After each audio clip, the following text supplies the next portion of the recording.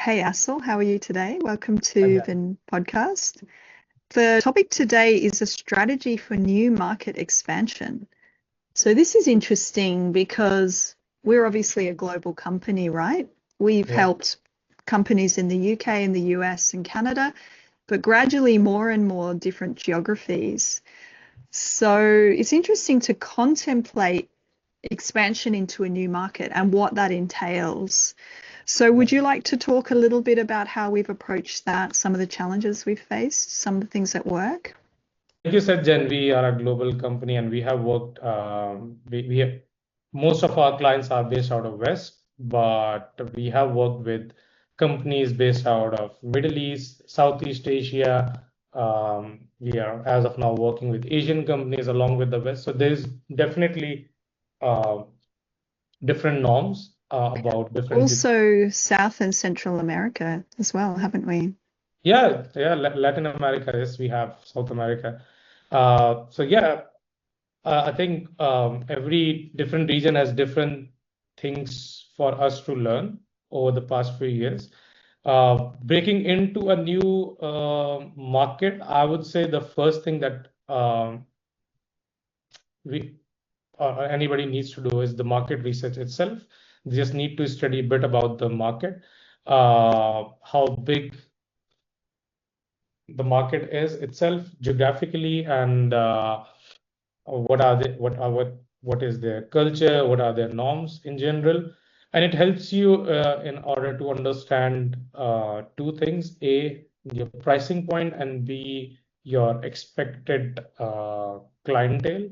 For example, Southeast Asia is a market that we explored last year for Cedar, and one of the key findings that I had is Southeast Asia market is huge. They find our service really interesting, and we got tons of interest.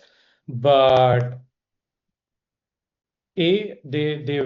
they want quick results in general, and B, the market, Southeast Asian market is different than West market in terms of the pricing point.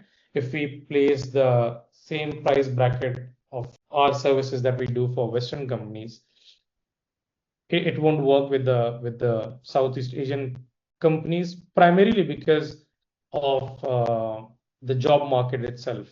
So in West, I think you have lived your whole life there in West, so you can tell it better. But I think um, for a regular job in West, the salary is about $3,000, $4,000. So it makes sense for them to outsource to a global company such as Seda. But for Southeast Asian companies, they have the huge job market for maybe, let's say, $1,000 or $1,500 per month. They can get a very good resource under this bracket. So they don't really have an incentive to outsource it to a global company for a higher price, because they have the same amount of talent and they have the same, maybe more candidates there. So it doesn't really make sense to put the same pricing bracket on both the worlds. Okay, so something that I found really interesting when we've gone into new geographies is that there's different cultural things around how people will connect. So, for example, when we've done outreach in the Middle East, people have told us, oh, business is done very relationship wise. You know, you've got to know people, you get introduced. But we've found actually that people are very, very responsive on LinkedIn in the Yeah. Middle East, in Turkey, Saudi Arabia, places like that. They may not be that qualified for business, but they're really willing to respond quickly. And it's potentially that there's not a lot of competition, so people are not always pitching on LinkedIn. But it could also just be that people, it's new, and so they're open to conversation and open to, outreach. So that's just an interesting factor that we've found. And I've also found in Europe, different countries like France or Italy are much more resistant to being cold messaged. They really Yeah. don't like it, much more resistant than the US or the UK. And there's a cultural element of I don't know you. Why are you messaging me about some business? So every different geography has a different kind of channel that's appropriate or a different method of approaching it, as well as what you mentioned, which is a different price point or a different way of wanting to kind of structure a product or a price. So knowing these things helps a lot. And we've found not only getting to know our customers and asking their advice a lot about what do you think is going to work in Turkey? What do you think is going to work in Latin America? What is going to work in Spain or, in this geography in Singapore? They can tell us a lot that they Yeah. think will work, but then also we just experiment a lot and we look at competitors who are doing similar outreach and we can try and learn from them. Yeah. And from a company's point of view, I think hiring a local resource is definitely a plus, or someone uh, who can speak their language and understand their culture better than yourself at least. Definitely gonna be helpful to have someone on your team. For example, for a Turkish client that we are working with, so we have someone in our team who speaks fluent Turkish, and she understands the whole Turkish culture a lot better than me at least.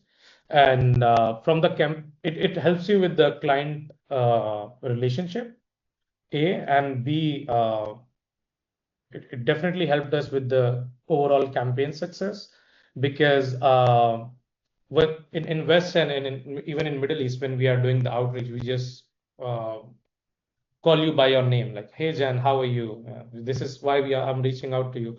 But in Turkey, if you are reaching out to me, you'll have to put a certain word in front of my name as a token of respect. So it's like, "Hey Asil Bey." And I had no idea that you need to do it. Otherwise, it's really offensive to call their first names right away. So these are the small key insights that someone who knows the culture can teach you if you have someone local in your team. And through that, you can just capitalize on your success. Yeah, it was really fortunate, wasn't it? We're seeing really great success on the Turkish outreach, aren't we?